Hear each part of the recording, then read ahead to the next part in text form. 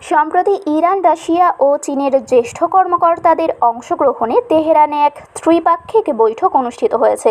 এতে পারমাণবিক ইস্যু, পশ্চিমা আধিপত্য, নিষেধাজ্ঞা ও সম্ভাব্য স্ন্যাপব্যাক ব্যবস্থা মোকাবিলায় সমন্বয় ও সহযোগিতা জোরদারে গুরুত্বারোপ করা হয়েছে। ইরানের পররাষ্ট্র মন্ত্রণালয়ের উদ্যোগে অনুষ্ঠিত এ বৈঠকে অংশ নেওয়া চীন ও রাশিয়ার প্রতিনিধিরা একমত হয়েছেন যে পশ্চিমা দেশগুলোর একতরফা চাপ ও হুমকির বিরুদ্ধে পারস্পরিক সমর্থন ও কূটনৈতিক সমন্বয় অব্যাহত রাখা অত্যন্ত জরুরি। ইরানের আইন ও আন্তর্জাতিক বিষয়ক উপপররাষ্ট্রমন্ত্রী কাজেম গারিবাবাদি বৈঠকে বলেন, ইউরোপীয় দেশগুলো যদি আবারও জাতিসংঘের মাধ্যমে নিষেধাজ্ঞা আরোপের চেষ্টা করে তাহলে তা হবে সম্পূর্ণরূপে অবৈধ এবং এর কোনো আইনগত বা নৈতিক ভিত্তি নেই। তিনি বলেন, এ ব্যবস্থার কোনো বৈধ ভিত্তি নেই।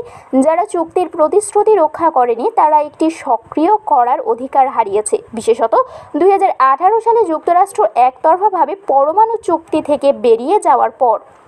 গারিবাবাদি আরও জানান, ত্রিপাক্ষিক এই বৈঠকটি বৃহত্তর আন্তর্জাতিক সহযোগিতার ভিত্তি তৈরি করেছে। সেই সঙ্গে তিনি পশ্চিমা কূটনীতির বল প্রয়োগের কৌশল এর বিরুদ্ধে সতর্ক করেন, যা ইরানের সার্বভৌম অধিকার ক্ষুণ্ণ করছে। পশ্চিমা আধিপত্যের বিরুদ্ধে কৌশলগত ঐক্য ইরানের পররাষ্ট্র মন্ত্রণালয় এক বিবৃতিতে জানায়, এই বৈঠক ছিল একতরফাবাদ ও আধিপত্যবাদী চর্চার বিরুদ্ধে কূটনৈতিক প্রতিরোধের অংশ। বিবৃতিতে বলা হয়, পশ্চিমা নিষেধাজ্ঞা শুধু ইরানে নয়, গ্লোবাল সাউথ বা দক্ষিণ গোলার্ধের উন্নয়নশীল দেশগুলোতেও ভয়াবহ অর্থনৈতিক ও মানবিক ক্ষতির কারণ হয়ে দাঁড়িয়েছে। তেহরানের মতে, মস্কো ও বেইজিংয়ের সঙ্গে এই ত্রিপাক্ষিক সংলাপ একটি বহুমুখী আঞ্চলিক কাঠামো গঠনের জন্য কৌশলগত ভিত্তি তৈরি করছে। বৈঠকে তিন দেশই আগামী সপ্তাহ ও মাসগুলোতে পরস্পরের মধ্যে আরও নিবিড় পরামর্শ চালিয়ে যাওয়ার অঙ্গীকার করেছে।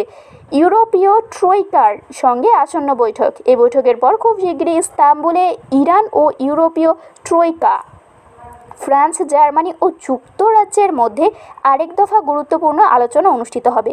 গারিবাবাদি নিশ্চিত করে বলেন, সেই বৈঠকে স্ন্যাপব্যাক ব্যবস্থা নিয়ে বিরোধ ও পরমাণু চুক্তির ভবিষ্যৎ নিয়ে আলোচনার অগ্রাধিকার থাকবে।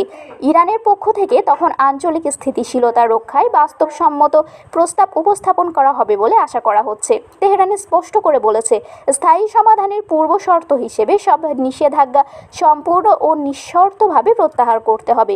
মূলত চীন, রাশিয়া ও ইরানের একটি ত্রিপাক্ষিক সংলাপ স্পষ্ট করে দিচ্ছে, বৈশ্বিক ভূরাজনীতিতে এই তিন দেশ একটি যৌথ কৌশলগত বলয় গঠনের মাধ্যমে পশ্চিমা একাধিপত্যবাদ ও একতরফা চাপের বিরুদ্ধে প্রতিরোধ গড়ে তুলতে বদ্ধপরিকর।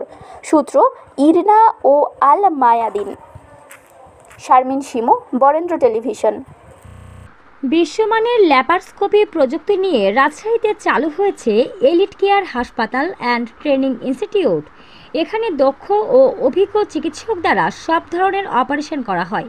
আমাদের আছে মানসম্মত অপারেশন থিয়েটার, এসি কেবিন ও সাধারণ ওয়ার্ড।